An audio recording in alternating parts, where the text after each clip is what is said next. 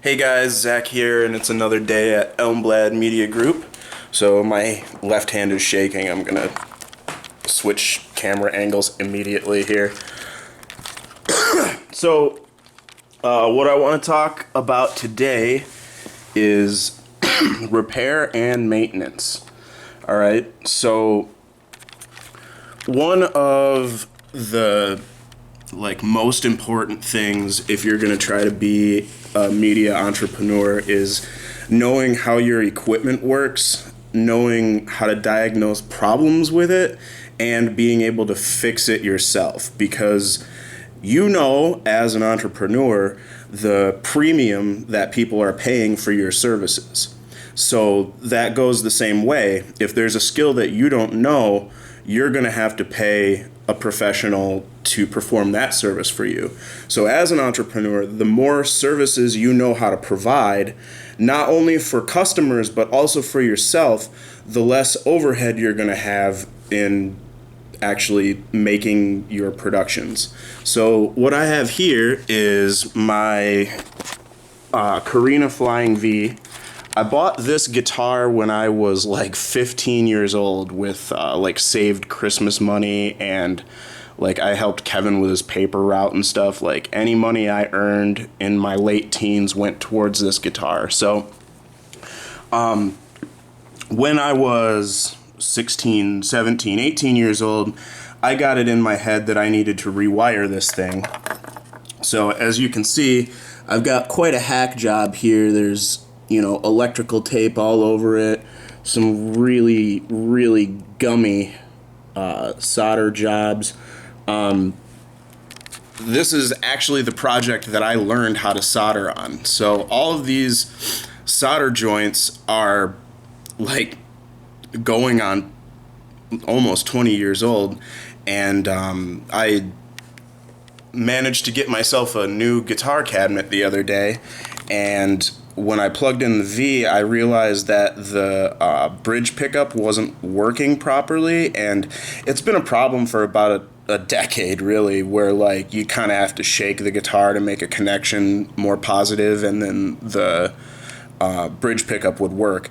But now it's not working, and as part of my troubleshooting process, I decided it was time to finally just haul out all the guts from this thing and just completely start over. So maybe 2 years ago, I redid the input jack because that was scratchy. So this is actually a new part.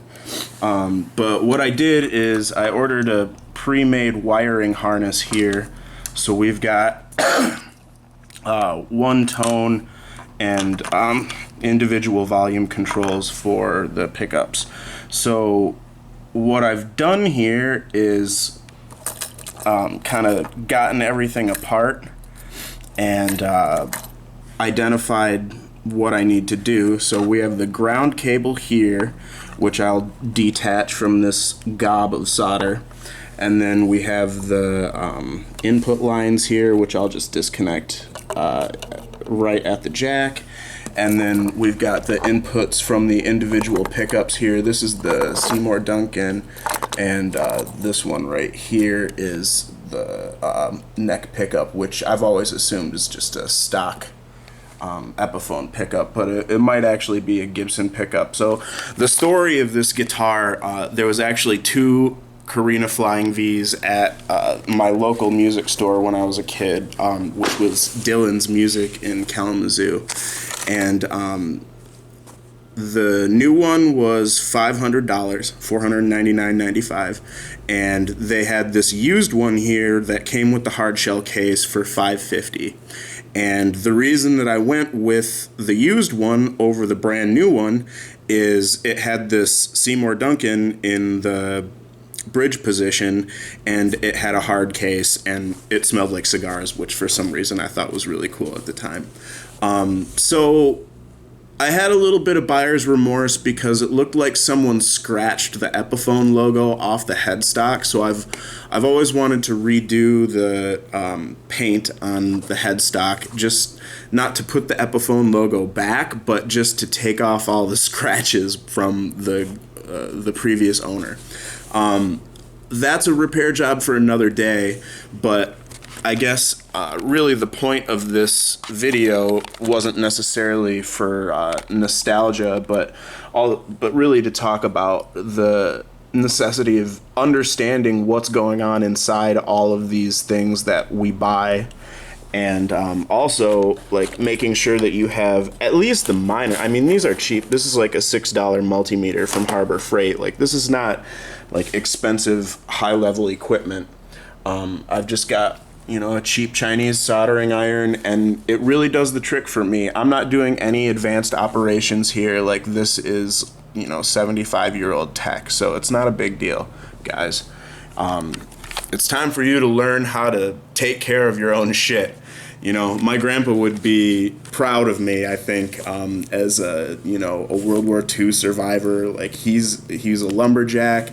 I came from a line of people that understood the technology they were using, from its most basic components to its assembly, to its repair, to its diagnosis.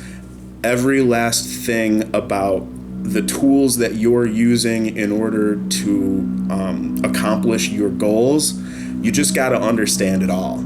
And I'm in a constant learning process as well. You know, I consult YouTube videos all the time. I'm always reading. I'm looking at instruction manuals and making sure that I can make connections between realizations of one idea and realizations of another idea that may interact. So I guess I'll leave it at that today, guys. Later this afternoon, I'm going to go have a meeting in Lansing with King Charles the Rapper, and I'll probably talk to him for a second about projects that he and I are working on. So take it easy. Happy Wednesday, and I have been Zach Elmblad from Elmblad Media Group, and I'm just going to stop doing this. So, bye. All right, so it's like a week, maybe 2 weeks later, and I put everything back together, got all the soldering done, and put some new strings on her, and here we go. So it's fully switching again. Right now I've got both pickups engaged. I have individual volume controls. Bridge pickup, neck, and a tone control down here.